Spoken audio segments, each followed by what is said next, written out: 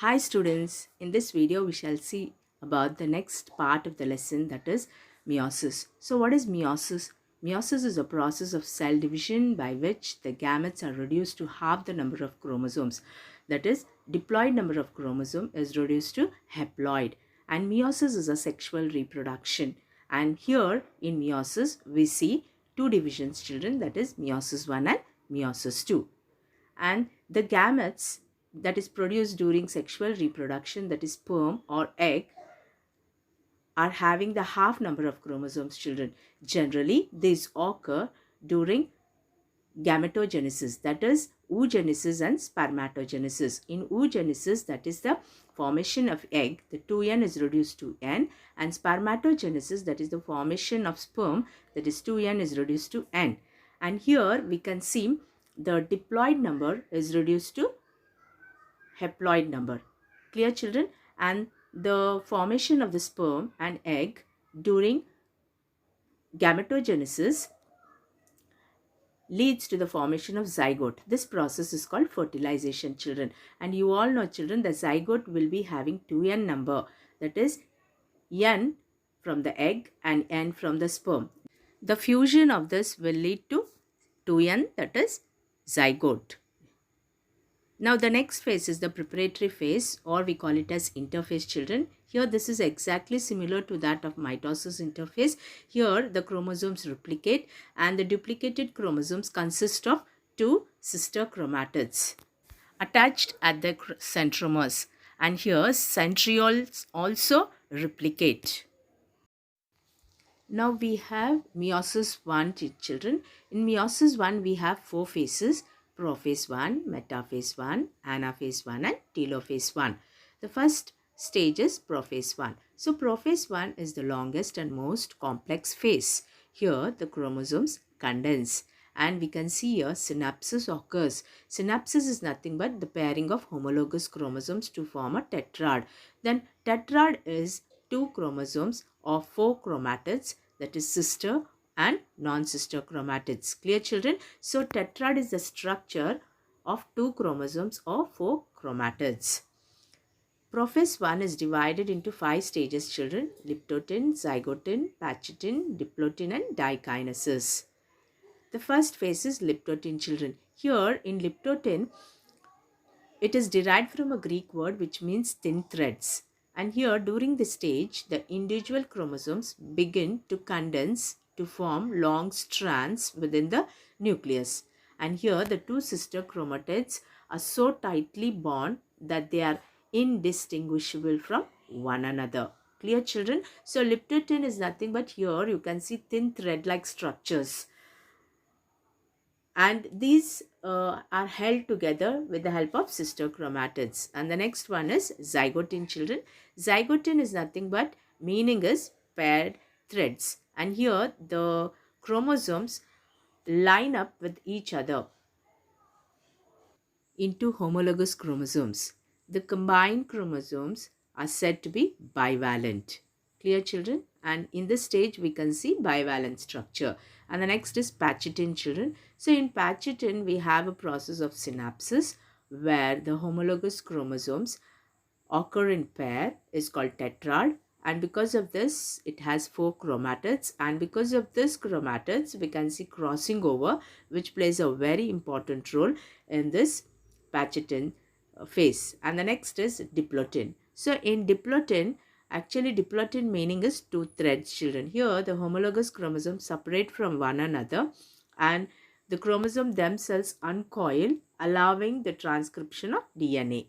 And the next is dikinesis, children. So dikinesis is nothing but moving through. This is the first point in meiosis where the four parts of the tetrads are actually visible. And in this stage, the homologous chromosomes separate further, forming chiasmata. Clear, children? So here you can see chiasmata is the characteristics of dikinesis, followed by metaphase 1. So metaphase 1 is the shortest phase, children, and here we see the tetrads or the chromosomes align in the metaphase plate, followed by anaphase 1, children. So in anaphase we can see the homologous chromosomes separate and move to the opposite poles where the sister chromatids remain attached. Clear, children? And here we can see the homologous chromosomes moving towards the opposite poles. And the next is telophase 1, children. So in the telophase 1, the homologous chromosome pairs reach the poles and the nuclear envelope reforms around each chromosome and spindle fibers disappears and cytokinesis follows. Clear, children? After meiosis 1, immediately meiosis 2 is followed, children, where no interface takes place and no chromosome replication between meiosis 1 and meiosis 2 takes place. This is exactly the similar of mitosis.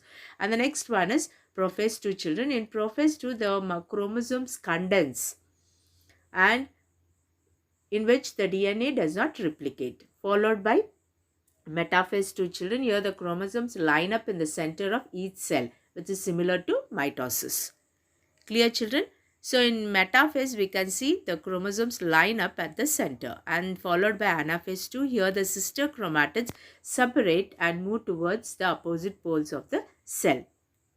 The sister chromatids separate and move to the opposite poles of the cell, followed by telophase. And in telophase, we can see that each of the chromatids have a number of chromosomes where the haploid number of chromosomes are formed and both of the cells are different due to crossing over. So by the end of the meiosis 2, we can see there is the formation of 4 daughter cells, children.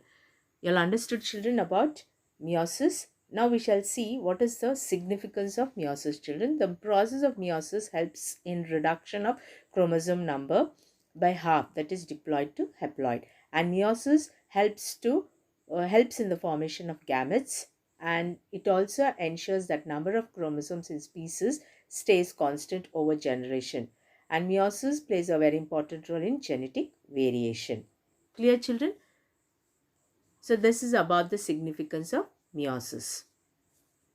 Now we shall see what is the difference between mitosis and meiosis, children. So mitosis occurs in body cells and meiosis occurs in reproductive cells. And mitosis, the chromosome number remains the same. In meiosis, the chromosome number is reduced to half. And here the daughter cells are identical to parent cell, children, in mitosis, whereas in meiosis the daughter cells are genetically different.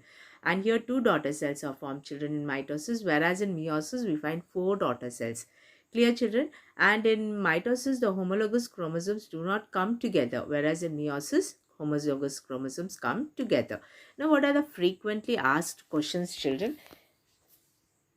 The first question is, what do you understand by meiosis? So meiosis is the process in which a single cell divides twice to produce 4 cells with half the original amount of chromosomes.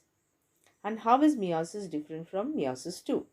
So in meiosis 1, the homologous chromosomes separate from each other, whereas in meiosis 2, the sister chromatids separate. In meiosis 1, 2 diploid daughter cells are formed, whereas in meiosis 2, 4 daughter cells are produced.